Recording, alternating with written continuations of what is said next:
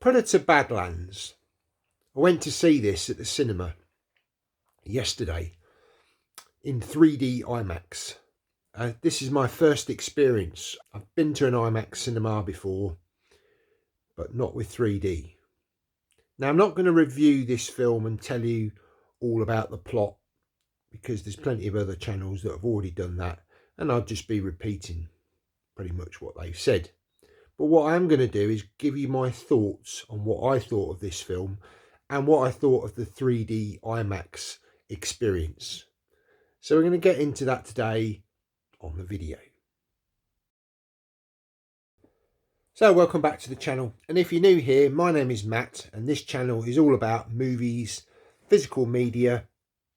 We talk about some films that I've seen at the cinema sometimes, chat videos.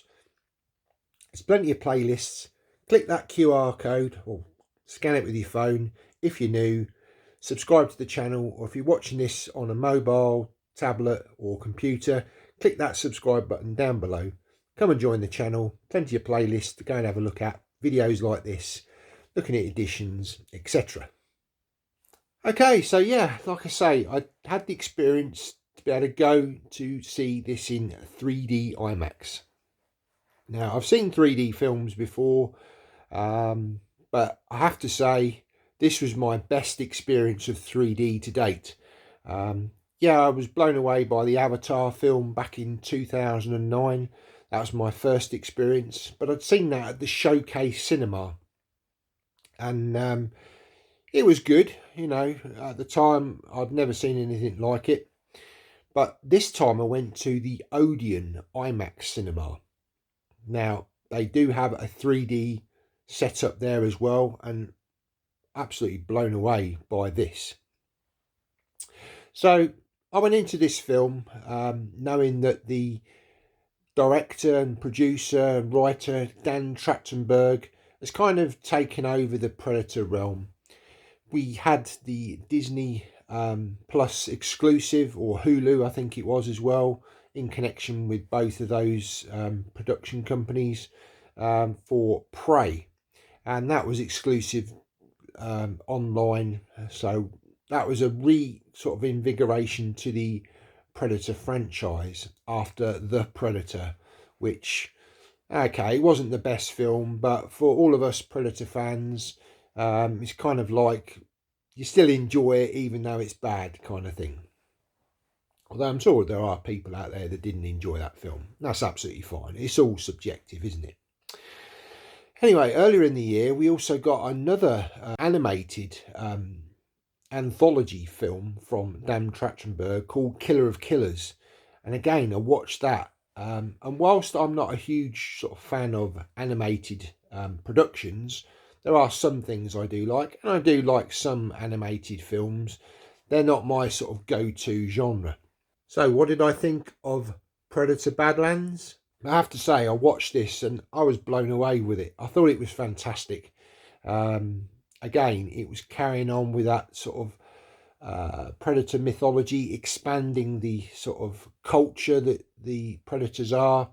You know, we've had many films now for Predator, you know, different sort of actors in them, different scenarios.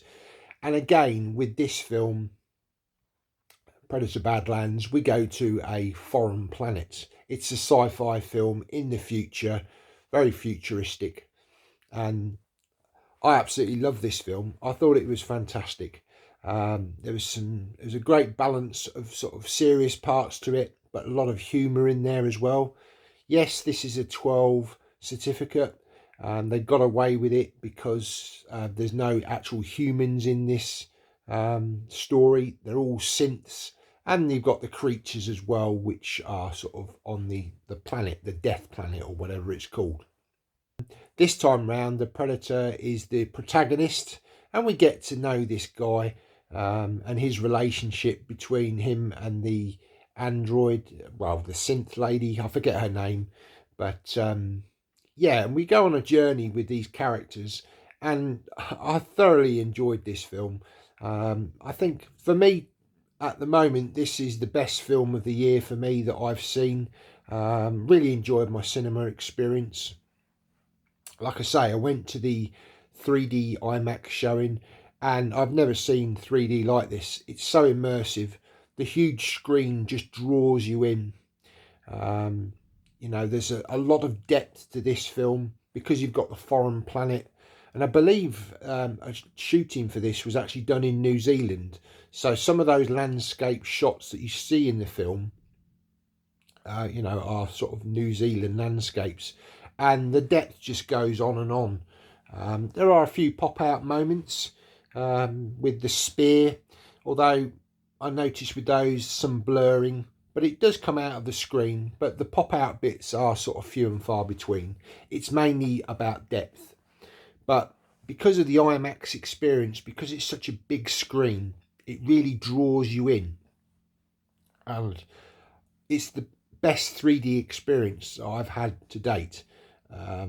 Or I certainly would say many years ago, seeing that Avatar film for the first time, it felt fresh, it felt new, it felt like something I'd not seen before. So I'm very keen just to see 3D now in IMAX, because I don't think it's as good just on a sort of standard screen now. I do have 3D at home. I'd love to have an IMAX screen at home, but you know, you're limited on that. And I doubt if this will get a 3D release, certainly in the UK.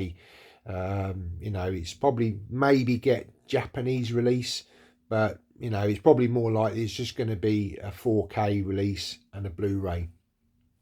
So will I pick this film up on physical media?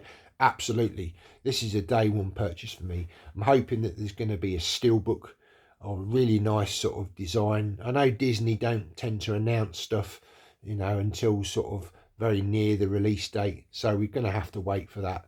But yeah, day one pickup. Thoroughly enjoyed this film. A lot of fun.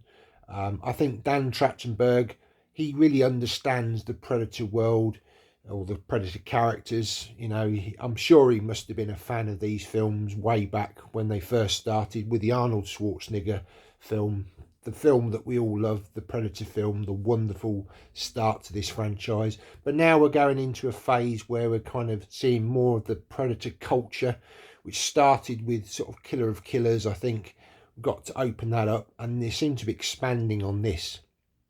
With this film at the end, there's kind of a nod to there may be more to this. I don't want to give spoilers away if you haven't seen it, but if you enjoy the Predator films and you like a film where you're going to have a bit of fun, there's still a lot of action, a lot of sort of death scenes in this, but it's because it's not human, it's kind of for that 12 sort of rating. So it's kind of got an influence apparently of the comic books. Again, I've not sort of looked into the comic book side of things, but I know AJ over at AJ's Movie Place, he has kind of said that they've kind of taken from that. And yeah, I just think this is so refreshing. Really enjoyed my cinema experience. This is probably one of the best cinema experiences for some time for me. I really came out really sort of feeling like I'd, you know, spent my money really well, really enjoyed the experience. And I'm really looking forward to see what's next for the Predator franchise. So, have you seen this film? What did you think of it? Stick down in the comments your thoughts. So, look out for my next video where we rank all the Predator films.